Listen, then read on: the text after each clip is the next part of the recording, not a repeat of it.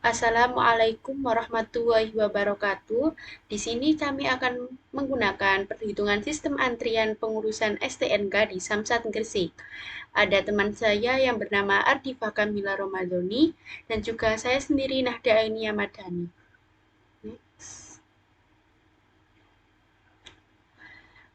Latar belakang dari topik yang kami ambil sendiri yaitu adalah kepadatan pembuatan STNK di Samsat Gresik itu terjadi setiap harinya karena tidak adanya sistem antrian yang membuat antrian menjadi panjang dan lingkungan menjadi tidak kondusif sehingga para pembuat STNK itu berjajar-jajar di jalan. Karena mereka tidak memiliki antrian dan juga harus menunggu antrian yang tidak pasti. Sehingga seringkali terjadi ketimpangan waktu datang antara pelayanan dan juga antar pengurus STNK. Next. Untuk tujuannya sendiri kami membuat perhitungan ini adalah yang pertama, membuat antrian menjadi lebih kondusif. Yang kedua, situasi menjadi lebih terkendali dan mengurangi kepadatan tempat antrian. Dan yang ketiga yaitu berlakunya antrian yang tertib sesuai nomor urut kedatangan para pengurus STNK. Next. Untuk studi kasusnya sendiri yaitu pembuatan STNK di Samsat Gresik belum memiliki sistem antrian di bagian cek kelengkapan dokumen. Maka akan dilakukan uji coba perhitungan sistem antrian yang dimana dalam hal ini Samsat Gresik memiliki antrian yang tidak terbatas dan tempat yang terbatas dan sistem pelayanan hanya satu loket. Temukan sistem antrian yang cocok untuk Samsat Gresik untuk mengurangi kepadatan tersebut. Next. Untuk datanya sendiri yaitu kami ambil dari Samsat Gresik itu kita ambil menggunakan 52 orang pertama. Next, untuk menggunakan pertama.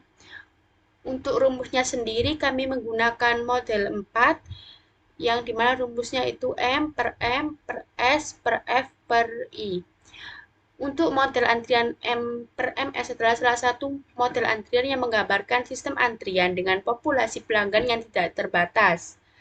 Untuk distribusi Poissonnya sendiri yaitu kedatangan M, untuk jumlah fasilitas layanan tetap yaitu S, dan distribusi eksponensial dalam waktu pelayanan M per S.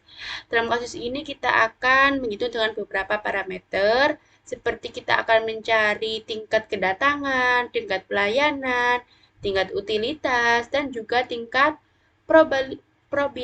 probabilitas kekosongan yang diperlukan untuk menghitung faktor pelayanan dan juga efisiensi antrian. Next. Untuk perhitungannya sendiri yaitu pertama-tama kita akan mencari tingkat kedatangan. Rumus tingkat kedatangan sendiri yaitu 1 per U yang dimana U sendiri itu kita belum menemukan kan ya. Jadi kita cari dulu rumusnya U sendiri yaitu total waktu antar kedatangan dibagi jumlah pelanggan. Di sini kami akan menjumlahkan seluruh total waktu antar kedatangan pelanggan satu dengan antara pelanggan 1, pelanggan 2, kemudian antara pelanggan 2 dan pelanggan ketiga dan seterusnya, yaitu kita bagi dengan jumlah pelanggan. Di sini kami menggunakan jumlah pelanggan 52 orang. Maka didapatkan hasilnya sebesar 2,17. Kita masukkan ke rumusnya 1 per total U itu hasilnya yakni tetap 2,17. Kemudian kita juga akan mencari tingkat pelayanannya di mana tingkat pelayanan sendiri ini menggunakan rumus 1 per T. T sendiri itu merupakan total waktu pelayanan dibagi dengan jumlah pelanggan. Di sini kita akan seperti cara sebelumnya yaitu menjumlahkan seluruh total waktu pelayanan di sini. Kemudian dibagi jumlah pelanggan sehingga didapatkan hasil sebesar 2,05.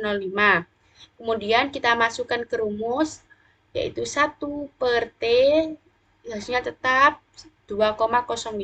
Next. Untuk tingkat utilitasnya sendiri itu kita menggunakan rumus tingkat kedatangan per per loket yang kita gunakan, kemudian dikali dengan tingkat pelayanan. Sehingga didapatkan, kita tinggal masukkan hasilnya tadi, 2,17 per 1 dikali 2,05, hasilnya kita dapatkan 1,05. Kemudian kita juga akan mencari faktor pelayanan sendiri, yaitu F. Kita menggunakan rumus 1 per probabilitas kekosongan. Kita sebelumnya harus mencari dulu, makanya kita harus cari rumus probabilitas kekosongannya, yaitu 1 min tingkat utilitas. Maka kita dapatkan hasilnya yaitu min, 0,05. Setelah kita dapatkan nilai probabilitas kekosongan, kita masukkan ke rumus faktor pelayanan. Kita dapatkan nilainya sebesar 1,05. Kemudian kita juga menghitung faktor efisiensi antrian. Di sini kita menggunakan tingkat utilitas per 1 min probabilitas kekosongan, sehingga kita dapatkan hasilnya yakni 1.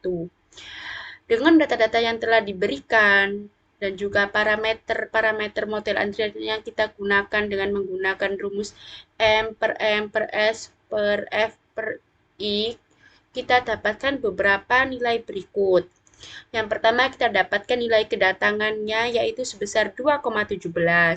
Kemudian kita dapatkan tingkat pelayanannya sebesar 2,05. Kemudian kita dapatkan tingkat utilitasnya sebesar 1,05. Tingkat probabilitas kekosongan sebesar min, 0,05. Faktor pelayanan sebesar 1,05 dan juga faktor efisiensi antrian sebesar 1. Selanjutnya akan dilanjutkan oleh teman saya. Baik, untuk yang selanjutnya yaitu untuk server tunggal dengan rumus utilitas sama dengan lambda dikalikan dengan TS. Untuk TS sendiri merupakan waktu rata-rata pelayanan per pelanggan oleh server tunggal dengan rumus T atau total waktu pelayanan dibagi dengan M, yaitu populasinya, dan didapatkan hasil sebesar 2,05 dibagi dengan 1, yang mana hasilnya 2,05.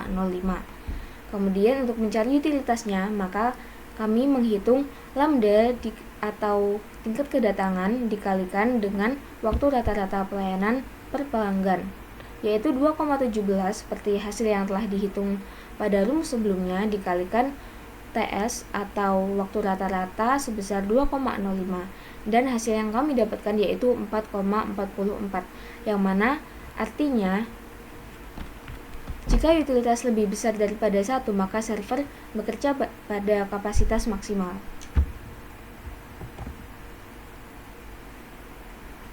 Yang selanjutnya adalah alur antrian. Di sini untuk mock-up-nya alur sistem antrian pengurusan STNK di Samsat Gresik, yang pertama adalah dokumen-dokumen yang diperlukan oleh pengurus. Ada KTP, STNK, surat pajak, materai, dan juga isi formulir. Di sini kami menggunakan server tunggal. Kemudian dokumen-dokumen tersebut akan dibawa oleh pengurus STNK ke lokasi pengurusan, yaitu di Samsat Gresik. Setelah pengurus STNK mengumpulkan dokumen tersebut, maka pengurus akan meletakkan dokumen tersebut di map yang telah diambil. Setelah itu, map akan ditaruh di loket. Nah, untuk sistem antrian yang kami buat, seharusnya pada sistem antre akan diadakan 3 sesi. Yang pertama, pengguna akan mendapatkan ID antri. Yang kedua, nomor antri untuk dipanggil. Dan yang ketiga merupakan status pelayanan, seperti apakah pengguna sudah dilayani atau dalam antrian atau seperti apa. Nah, setelah itu baru pengurus STNK akan diarahkan ke loket untuk keluar dan mengarahkan pada pengurusan yang selanjutnya.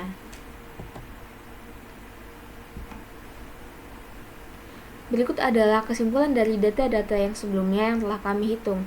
Yang pertama mengenai utilitas. Untuk tingkat kepadatannya sebesar 4,44, yang artinya jika tingkat utilitasnya tinggi dan lebih dari 1, maka artinya server sedang digunakan pada tingkat kedatangan pelanggan yang lebih tinggi daripada kapasitasnya. Kemudian untuk yang kedua yaitu tingkat kedatangan atau arrival rate. Dengan lambang menggunakan lambda, tingkat kedatangannya sekitar 2,17 per pelanggan per waktu unit. Untuk tingkat pelayanan sebesar 2,05 pelanggan per waktu unit. Penjelasan dari keduanya mendapatkan kesimpulan bahwa karena tingkat pelayanan lebih rendah daripada tingkat kedatangan, maka sistem perlu diperbaiki seperti yang telah kami buatkan pada mockup sebelumnya.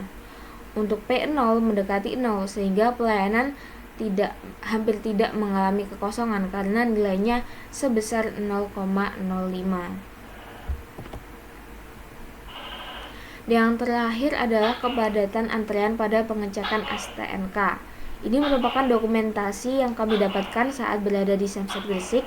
Untuk antreannya jumlahnya sangat banyak dan tidak beraturan dikarenakan hanya ada satu loket dan mereka harus menunggu dengan waktu yang cukup lama.